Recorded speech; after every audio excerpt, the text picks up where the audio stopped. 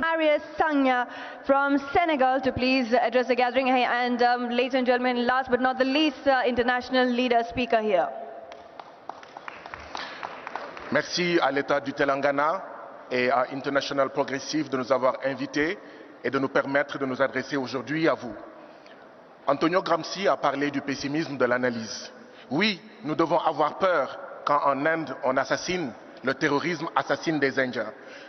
Nous devons avoir peur quand le terrorisme est manipulé par l'impérialisme pour assassiner dans les pays du Sahel en Afrique. Oui, nous devons avoir peur quand le capitalisme, quand des multinationales, quand des forces de droite estiment qu'il y a des pays qui doivent continuer à être des réservoirs de matières premières et des marchés pour leurs produits finis et imposer à ces pays et à ces peuples la pauvreté, les problèmes de santé, les problèmes d'éducation et l'immigration irrégulière. Que faire?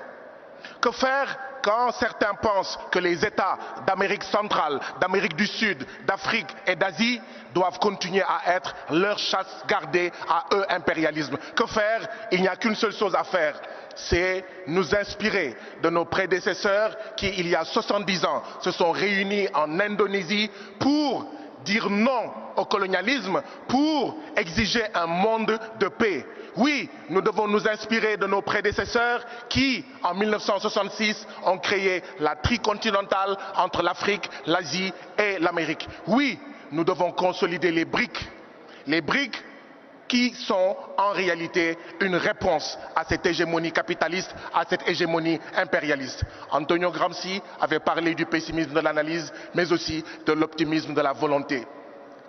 Unis, nous arriverons à réaliser la fin du néocolonialisme, la fin du fascisme pour un monde de paix et de justice. Je vous remercie.